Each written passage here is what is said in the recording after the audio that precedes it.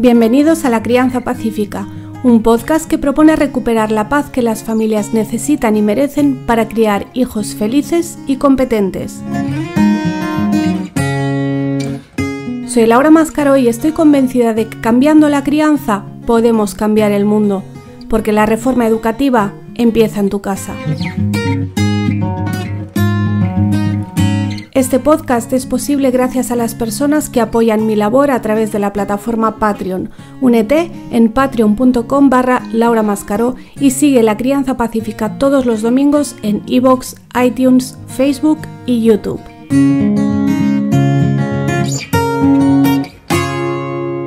Bienvenidos al episodio número 14 de La Crianza Pacífica. Los que seguís el podcast en iVoox o en iTunes, que creo que sois la mayoría, o en Facebook también estamos, a lo mejor no lo visteis, pero si pasáis por mi canal de YouTube, que lo encontráis con mi nombre, no con el nombre del podcast, sino con mi nombre, veréis que hay una pestaña que se llama Comunidad, y ahí de vez en cuando pongo encuestas con varias opciones de temas de los que podría hablar. Esta semana puse una encuesta y ganó el tema de la crianza sin castigos. Y el siguiente creo que fue el aprendizaje de la lectoescritura. Voy a intentar prepararlos para los siguientes episodios, pero no aseguro nada porque estoy teniendo una temporada un poco de locos. Para bien, no me quejo. Porque estoy a punto de estrenar la nueva web. No sé si cuando escuchéis esto ya estará activa, pero si no, faltará muy poquito. En la nueva web, que es algo que llevaba tiempo queriendo hacer, voy a tener todos mis blogs recopilados en el mismo sitio. Que mucha gente me decía, se hace difícil seguirte porque tienes muchos blogs y todos son muy interesantes, pero me pierdo. Así que ahora van a estar todos juntos y en la web también se van a poder hacer los talleres online. Así que creo que va a ser un cambio positivo para todos. Tenerlo todo junto va a ser mucho más práctico para vosotros y para mí. También la semana que viene participo en un congreso de filosofía personalista en Valencia. Si estáis en Valencia, esto es jueves y viernes, yo estaré el jueves hablando sobre educación sin escuela. Y también estoy preparando los talleres que daré a final de este mes y a principios del que viene en Madrid. Será un ciclo donde voy a dar mis 3 talleres principales, que son desescolarización interior, crianza y tecnología y finanzas para padres. Se puede ir solo a un taller, ir a 2 o ir a los 3. Me parece que hay descuentos para la gente que elija el pack completo de los 3 talleres. Así que, bueno, con todo esto más el trabajo normal de siempre, pues mi calendario habitual se ha trastocado prácticamente todas las semanas desde hace un par de meses y por eso he fallado con el podcast, he fallado con YouTube, he fallado con el boletín, pero bueno, ya pronto va a volver toda la normalidad. Así que el tema de esta semana es la crianza incondicional y me alegro de haber previsto hacer este tema antes de saber que interesaba el tema de la crianza sin castigos. Veréis por qué. Cuando la gente pregunta por crianza sin castigos, suele pensar en técnicas que ayuden a conseguir que los niños hagan caso. Básicamente se trata de eso. O a que los niños aprendan la lección cuando hacen algo incorrecto o cuando desobedecen. Pero la crianza sin castigos en realidad va mucho más allá de eso. Se tiene que centrar en la relación y ahí es donde entra el concepto de la crianza incondicional. Uno de los autores más importantes que han tratado este tema y en el que yo me baso, entre otros, si os interesa profundizar un poco podéis buscarlo, es Alfie Kohn, o sea, el apellido es Kohn, lo voy a dejar enlazado también. Yo traduje uno de sus libros que se titula precisamente Crianza incondicional. Y hoy lo que quiero hacer es leer y comentar los 13 principios de la crianza incondicional, que él luego los concreta en 3 cosas que podemos poner en práctica desde ya y cuanto antes mejor, y que son 3 cosas que si consigues hacerlas realmente te cambian la vida. La primera es expresar amor incondicional hacia los hijos. Y eso no significa solo decirles cuánto les queremos, que también es importante, sino sobre todo demostrarlo con los hechos. O sea, que en el día a día ellos lo puedan percibir.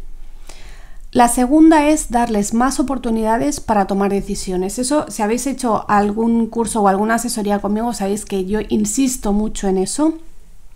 De hecho, cuando hablo de la famosa técnica de decir siempre que sí, de lo de la cajita de los noes, me refiero a esto, me refiero a darles muchas opciones para que ellos vean. Bueno, correctamente no tendría que decir muchas opciones, porque a un niño pequeño basta con que le des 2 opciones y le des a elegir entre 2 cosas, ¿no? Como que prefieres bañarte ahora o después de cenar, por ejemplo. Pero no te estás imponiendo, estás haciendo que el niño se sienta partícipe de las cosas que le afectan. Y la tercera es imaginar cómo se ven las cosas desde el punto de vista del niño. Es como la más obvia, pero creo que es la más difícil, es aplicar la famosa empatía. Que se habla mucho de esto, pero luego en la práctica no es tan fácil, porque nosotros tenemos nuestra visión de adultos, nuestra perspectiva de adultos, con nuestras experiencias, con nuestras creencias y muchas veces con la certeza de que nosotros sabemos más y mejor siempre que el niño, lo cual no siempre es cierto. Se trata de intentar entender cómo procesa el niño las cosas que le pasan, que va a ser diferente de cómo lo hace el adulto, y siempre intentar entender qué mensaje es el que él recibe, que muchas veces no tiene mucho que ver con el mensaje que nosotros creemos que estamos mandando. Es un poco como el juego del teléfono roto, en el que al principio se dice una cosa, pero cuando llega al final se ha distorsionado por completo el mensaje. Entonces eso muchas veces pasa con los niños precisamente porque hablamos desde nuestra perspectiva de adulto y no somos capaces de ponernos en los zapatos del niño y de hablarle de una manera que nos entienda. Todo esto no se basa en fórmulas para conseguir que los niños hagan caso, o sea, que obedezcan y que cumplan las normas, que es lo que muchos padres buscan, sino en el convencimiento de que la crianza consiste en construir una relación. ¿Y cómo quieres que sea esa relación?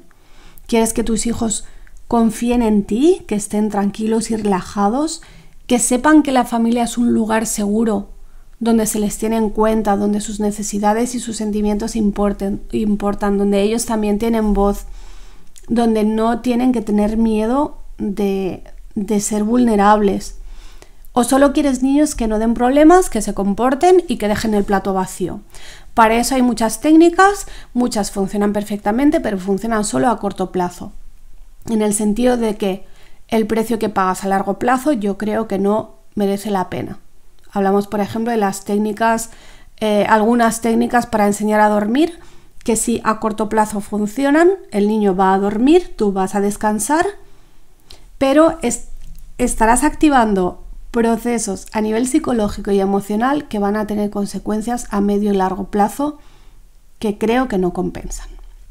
Todo eso está estudiado, no voy a entrar en ello porque tampoco es el tema de hoy. Quiero insistir en que lo primero es centrarnos en esa relación, eso es lo primero. O sea, antes de pensar en cosas concretas como necesito que mi hijo duerma toda la noche, necesito que duerma solo, mi hijo no come, mi hijo no recoge los juguetes, mi hijo no sé qué, mi hijo no sé cuántos. No, vamos a centrarnos primero en la relación.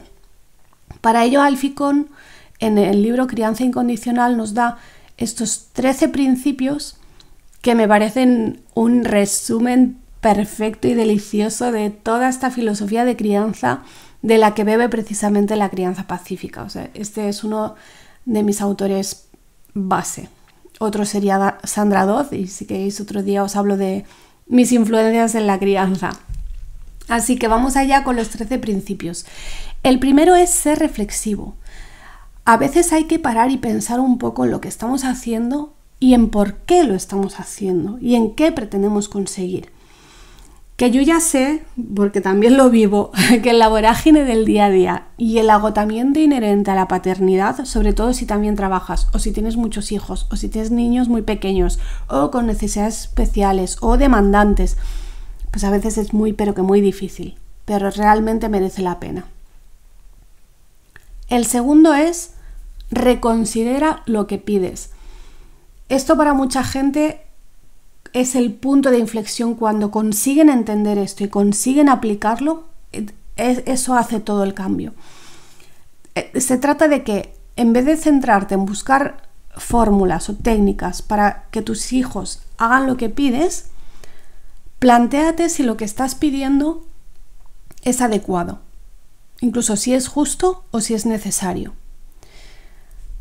Normalmente cuando a un niño le tienes que estar recordando una cosa una y otra vez, cuando le tienes que recordar 5 veces al día que se lave los dientes, 5 veces al día que haga la cama, 5 veces al día que recoja sus juguetes, es o bien porque no está preparado aún para ello y entonces tienes que hacerte tú cargo de o bien hacerlo tú directamente o bien no solo recordárselo como recriminando, sino acompañándole.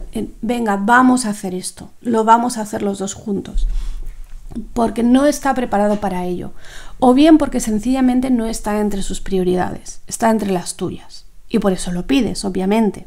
O ni siquiera están exactamente entre las tuyas, sino que quizá lo pides porque es lo que socialmente se considera correcto. Como a mucha gente le pasa esto con el baño diario en los bebés. Realmente ya por suerte cada vez hay más pediatras que reconocen y que informan que no es necesario bañar todos los días a los bebés, que los bebés prácticamente no se ensucian.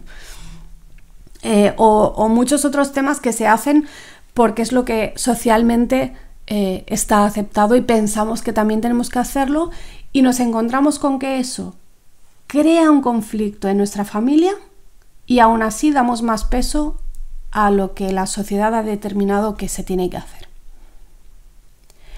El tercero es no perder de vista los objetivos a largo plazo. Importantísimo, encontrar el equilibrio entre los objetivos a largo plazo, el qué quiero conseguir para mis hijos, qué quiero que mis hijos se lleven de mi crianza a su madurez, el equilibrio de esto con los objetivos a corto plazo. Vale, yo tengo estos objetivos a largo plazo, todos muy bonitos, que mi hijo sea independiente, que sepa tomar sus propias decisiones, bla, bla, bla.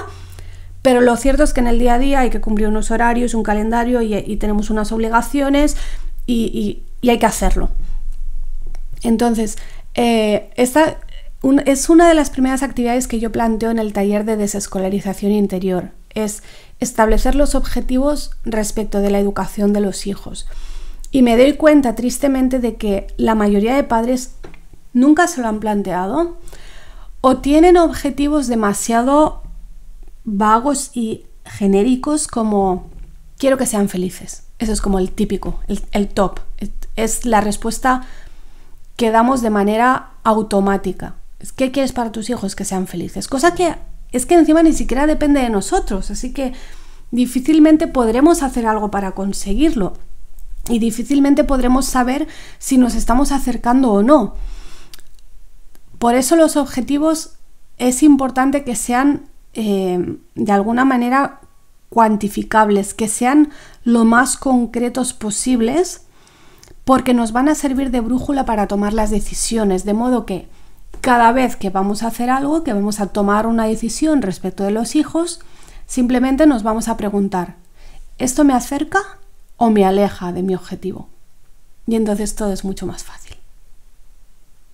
El cuarto principio es dar prioridad a la relación, que es como he empezado la explicación, la introducción de este tema, porque ¿de qué sirve que tus hijos cumplan todas las normas si no lo hacen por el motivo adecuado, si te tienen miedo, si lo hacen para evitar esas consecuencias que tú llamas lógicas, que en realidad son castigos, o si lo hacen para conseguir una recompensa, que en realidad es otra forma de castigo y de chantaje? El quinto es cambiar el modo de ver y no solo el modo de actuar. Cuando uno viene de una filosofía de vida y de crianza autoritaria y quiere aprender a hacer las cosas de otra manera, puedes empezar cambiando el modo de actuar. Este puede ser un primer paso y de hecho muchas veces lo es. Aprendes algunas técnicas, lees, imitas a otros padres y poco a poco tienes que ir aprendiendo a ver las cosas como ellos las ven. No solo a replicar lo que hacen, no solo pues hago esto porque he visto que fulanito hace esto o fulanita lo recomienda en su libro. Eso está muy bien para empezar, pero tienes que llegar a verlo de la manera que lo ve la persona que te ha hecho esa recomendación. Yo por suerte no tuve que hacer este proceso y me imagino que no es un proceso fácil. ¿Por qué no lo tuve que hacer? Porque yo ya vengo de una familia que cría con respeto. Mis abuelos y mis padres aplicaban todos estos principios sin necesidad de expertos, ni de libros, ni de cursos, ni de teorías, ni nada. Así que llevo esa ventaja, supongo. Para mí esto siempre ha sido lo normal, que en mi casa ni se gritaba, ni se castigaba, ni te obligaban a comértelo todo, te escuchaban, no te ponían normas arbitrarias sin sentido que tú no pudieras entender. Para mí eso era lo normal. Luego me he ido dando cuenta de que no es lo más habitual y de que hay gente que por suerte, aun viniendo de todo lo contrario, quieren aprender a hacer las cosas así. Y puedes empezar a hacerlas así, pero lo más importante es que llegues a cambiar tu mentalidad, que llegues a verlo de otra manera. El sexto es el respeto. Y el respeto es un camino de doble sentido. Si tú me respetas, es muy probable que yo te respete a ti. Tan simple como eso. Y aplica a cualquier edad. Los niños son pequeños, pero ni son tontos, ni son menos personas que nosotros, ni tienen menos dignidad, ni merecen menos respeto. Sus sentimientos son tan importantes como los nuestros. Las pequeñas cosas que les pasan no son pequeñas para ellos y nosotros tenemos que respetar eso. Entonces, la mejor forma de que el niño te respete es, primero, siendo congruente con todo tu sistema de valores y respetándole a él, dándole ese ejemplo. El séptimo es ser auténtico. Aquí no lo voy a explicar yo porque Alfie ya lo dice estupendamente y os lo voy a leer. Dice: no deberíamos escondernos tras el papel de padre o madre hasta el punto de que nuestra humanidad desaparezca. Suena fuerte, pero pasa mucho. Lo vuelvo a leer porque es súper importante. Esto sería un buen meme para internet. No deberíamos escondernos tras el papel de padre o madre hasta el punto de que nuestra humanidad desaparezca. Tiene que ver otra vez con centrarnos en la relación y con el respeto. Porque ¿cómo vas a tener una relación genuina con tus hijos o con quien sea si te escondes tras una máscara de padre o madre? El 8 es hablar menos y preguntar más. También cuando hablo de unschooling insisto mucho en conversar, conversar y conversar. Es lo mejor que podemos hacer por nuestras relaciones, con los hijos o con quien sea. Pero conversar relajadamente, genuinamente, no dar sermones, no reñir, no dar órdenes, no hacer monólogos. Es conversar, es preguntar con interés genuino, real. Y es escuchar para tratar de comprender al otro, no solo escuchar esperando a que acabe para contestar. No, escuchar para entender. El 9 es tener en cuenta las edades, que es muy importante, pero yo añadiría y la madurez y el carácter, porque hay muchas cosas que no dependen solo de la edad, que por supuesto es importante tenerla en cuenta para no exigir más de lo que el niño puede asumir, por un lado, ni infantilizar por otro lado. El ejemplo que yo pongo siempre es el de las recomendaciones de películas y libros, que la recomendación siempre viene por edad y nosotros sinceramente en nuestra casa nunca hemos hecho caso de esas recomendaciones porque entendemos que cada niño es un mundo, que puede haber una película no recomendada para menores de 12, pero tú puedes tener un menor de 12 que sí esté perfectamente preparado para ver, entender y disfrutar de esa película, lo mismo con los libros, y viceversa. Puede haber un niño que por su especial sensibilidad, por ejemplo, un libro recomendado para a partir de 12 no lo pueda leer hasta los 16. Entonces hay que confiar un poco en el criterio de los padres. No se trata solo de la edad, aunque también es importante. No debes tratar a un niño de 2 años como si tuviera 7 y darle más responsabilidad de la que le corresponde, pero tampoco hacer lo contrario. El 10º principio es atribuir a los niños el mejor motivo posible coherente con los hechos. Es un poco la navaja de Occam, ¿no? A veces la respuesta más sencilla es la correcta. Yo estoy convencida de que siempre, y es una cosa que que digo siempre en las asesorías que hago de desescolarización interior, que hay muchos temas que van más relacionados con la crianza que con lo que es meramente la educación, digamos, académica. Y me doy cuenta de que a muchas familias la frase les impacta. Siempre les digo, piensa que siempre hay una buena razón para todo lo que tu hijo dice o hace. Siempre hay una buena razón. El caso más clásico es el del niño pequeño que derrama el vaso de leche y los padres se enfadan o hacen un gesto como que demuestra fastidio aunque no lo verbalicen, cuando lo más probable es que lo haya derramado o porque estaba demasiado lleno o porque el niño aún es pequeño y sus manitas no controlan bien los movimientos ni la fuerza porque todavía está desarrollando su motricidad fina. Entonces no hay ningún motivo para reñirle, ni para gritarle, ni para imponerle una de esas llamadas consecuencias lógicas. No hay ningún motivo. ¿Por qué? Porque siempre hay un buen motivo para todo lo que el niño dice y hace. Aunque en ese momento tú no seas capaz de ver el motivo, pero al menos dale el beneficio de la duda.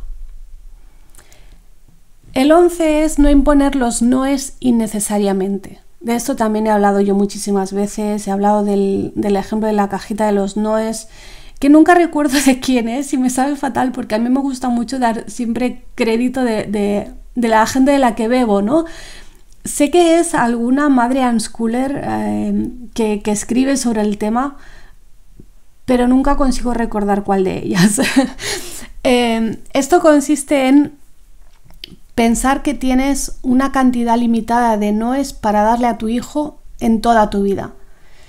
Entonces, si sabes que tus noes son limitados, te lo vas a pensar muy bien antes de gastarlos, porque los quieres gastar en las cosas realmente importantes. Cuando tú intentas contestar siempre de una manera positiva, cuando tu hijo sabe que cada vez que te pida algo le vas a decir que sí, vas a conseguir primero que no pida cosas que realmente no quiere y segundo, que el día que le tengas que decir que no, el día que le digas que no, va a confiar plenamente en ti aunque no te entienda, porque va a saber que tienes un motivo. Que es lo mismo que decía antes en el caso del niño. A lo mejor no sabe cuál es tu motivo, pero confía en ti, sabe que si dices que no es porque no tienes otra opción. La 12 es no ser rígido. ¿No te ha pasado alguna vez que le dices a tu hijo que no puede quedarse, por ejemplo, un rato más viendo la tele? Pero él te insiste y te insiste tanto que tú empiezas a pensar que quizá no estás siendo muy justa porque al fin y al cabo tú también te vas a quedar un rato más y total mañana no hay que madrugar y qué más daría si se queda un rato más. Pero claro, ahora ya has dicho que no y tienes que ser consecuente con tus decisiones, así que te vas a mantener en tus 13.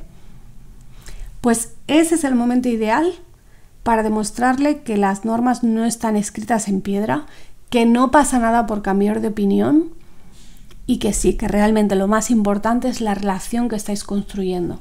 Y no cumplir una norma que dentro de 10 años no le importará a nadie, es que ni siquiera te vas a acordar. El 13 es no tener prisa. Y sobre todo, cuanto más pequeño es el niño, menos prisa hay que tener. Porque pocas cosas hay más difíciles para los niños que seguir un ritmo que no es el suyo. Y a veces, demasiadas veces, les obligamos a ir a un ritmo más rápido de lo que pueden. Simplemente muchas veces porque no nos hemos planificado bien. Y es tan fácil como no sobrecargar la agenda. A mí cuando me preguntan, ¿cómo lo haces para llegar a todo? Bueno, para empezar es que mi todo no es muy grande, ¿vale? Llegar a todo se puede si decides cuál es el tamaño adecuado de tu todo. Entonces, no sobrecargar la agenda.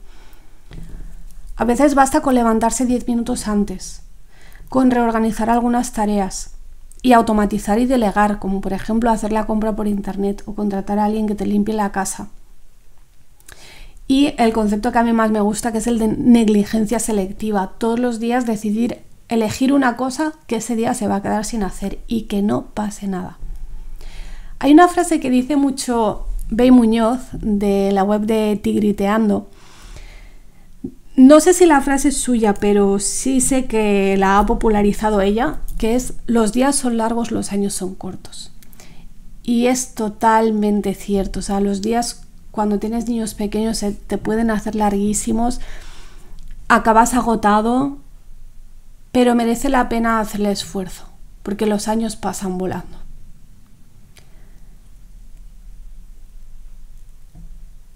Yo a las familias que les digo que siempre hay una buena razón para todo lo que tu hijo dice o hace, creo que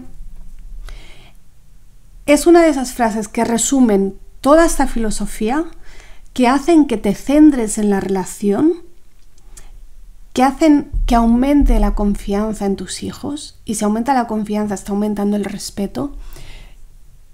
Y es una de esas frases que me encantan precisamente por este efecto que tienen, porque no hace falta que te leas 7 libros, ni que te apuntes a 50 cursos, ni que veas 20 conferencias en YouTube para conseguir empezar a entender esta filosofía de vida y de crianza. Pensad que siempre, siempre hay una buena razón para todo lo que tu hijo dice o hace, siempre. Y si tú en ese momento no eres capaz de ver esa razón, por lo menos dale el beneficio de la duda. Si has llegado hasta aquí, como cada semana, te lo agradezco inmensamente. Recuerda que puedes colaborar en patreon.com/Laura Mascaró y que puedes seguirnos todos los domingos en iVoox, iTunes, Facebook y YouTube. Que tengas una bella y pacífica semana.